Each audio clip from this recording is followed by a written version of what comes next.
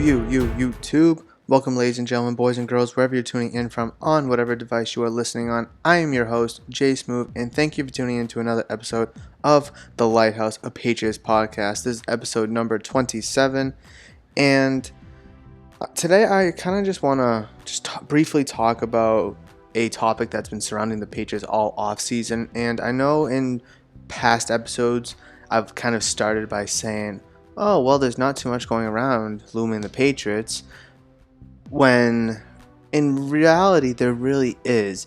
And I've been trying to really keep this channel more Patriots based. What's going on with the Patriots today? I know I've had a couple episodes where I reached back into history. My most recent episode where I talked back about the Patriots possibly signing D'Angelo Hall at the end of the 2008 season. I've had episodes like those, and I try to keep them far and few in between. And I guess I've kind of really overlooked the big Patriots topic that's been going throughout the postseason, and that's Rob Gronkowski. Now, he announced his retirement early in the offseason, soon after the Super Bowl, and it was very much expected. It was expected last year, and it didn't happen. And come this year, basically anybody that followed football knew it was coming, and it inevitably did. And ever since then, I really tried not to talk about Rob Gronkowski and the Patriots, with the exception of when the Patriots were at Fenway Park for the first pitch in the ceremony, when the Patriots signed Austin Seferian-Jenkins and Ben Watson to replace him. Outside of that, that's really all I've done in talking about Rob Gronkowski, because he's technically part of the past now, and I've been really trying to keep this more today, 2019, current Patriot related with what I put out on this channel. And it's just, it's really hard to kind of overlook one of the biggest topics of the offseason, because it's gone to the point where the Patriots have yet to replace Rob Gronkowski fully. And yeah, they signed ASJ, they released him. Yeah, they signed Benjamin Watson, but he suspended the first 4 games, and he's 38 years old. There's really no legitimate replacement for Ben Watson. Like, when the Patriots first lost Amendola, they never replaced him. However, they kind of lose Chris Hogan, and they replaced him with Demaryius Thomas, Maurice Harris, and N'Keal Harry. Though they're all different players than Chris Hogan, they still stepped up and found a replacement. However, though the Patriots attempted to replace Rob Gronkowski, they never did. So it's hard to kind of ignore that fact for too much longer, because with training camp weeks away, with preseason game number 1 less than a month away, it's like, what do the Patriots do at tight end? And like 7 years ago, the Patriots had one of the best offenses in the NFL due to its dual package tight end set with Gronk and Hernandez. Now, RIP to Hernandez. You can leave your thoughts and comments about him in the comment section below, but you can't overlook the fact that when Gronk and Hernandez were here, with the weapons that Brady had at wide receiver and running back, that was the Patriots offense at its highest peak.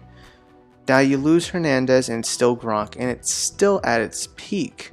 However, it's just Rob Gronkowski, and the Patriots never really found a replacement for Hernandez. Yeah, they had Scott Chandler.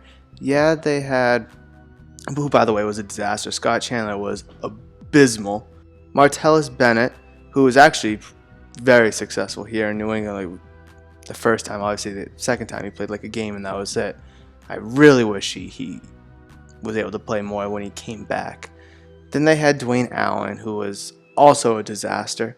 Looking at this recent track history of the Patriots, they never really replaced their tight end. When Hernandez left, they tried, they failed. Now that Gronk's gone, they tried and they failed again. So my leading question is, going into the 2019 season, is what are the Patriots going to do at tight end? Yeah, they have Ben Watson, but the first 4 games, all they have is Matt LaCosse. That's it. That's it. And you got a couple other depth chart fillers and all that, but I don't want to go into that because they're not legitimate replacements. If you want the Patriots to be at its peak performance, that it's, 30 plus points a game offense, it ain't going to be with Matt Lacoste and Ben Watson running tight end. I promise you that. So that just puts a lot more pressure on Tom Brady, the wide receivers, the running backs, the coaching staff, and the tight ends that are already there. And I understand that Bill Belichick is the GM and is the responsible one here to get the tight ends. It's just hard to not accept that the Patriots offense is going to be very deficient in one area, and which is probably one of the most crucial areas in the Patriots offense.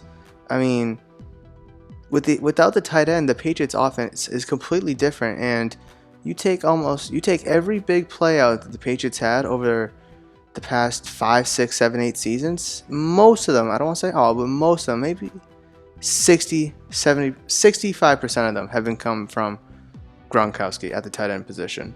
I mean, I don't want to go over it all right now, and I'm sure I could be stirred wrong with, the way Shane Vereen played in the Super Bowl, the way James White played in the Super Bowl, Edelman's catch over the middle against the Falcons, yada, yada, yada. But looking at the plays that Gronkowski made, the games that Gronkowski has had, the individual catches that Gronk has had, I mean, the game against the Steelers a couple seasons ago where he caught 3 balls for 70 yards, the catch against the Seahawks for the touchdown, the catch against the Chiefs for the first down, the catch against the Rams to put them in the red zone. I mean, who's going to be that type of player? And just listening on the radio and on SportsCenter, all I hear is about Rob Gronkowski. Is he done? Is he not? Is he coming out of retirement, or is he staying retired? What is he going to do? Is he going to get bored in retirement? This, that, and the other. And I get it, because Gronkowski's one of the faces of the Patriots, one of the faces of football, and now he's out, but he's still heavily involved. And I don't know what he's going to do.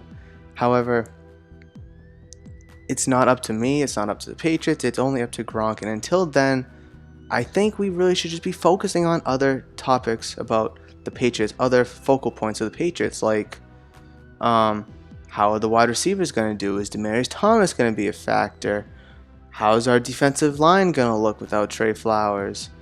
What about our offensive line, our left tackle situation? Is it going to be Joe Thuney? Is it going to be Isaiah Wynn? So, I mean, there's so many other questions that revolve around the Patriots outside of Rob Gronkowski that is going to cause a more of an impact on the team this year than if Gronkowski comes back or not.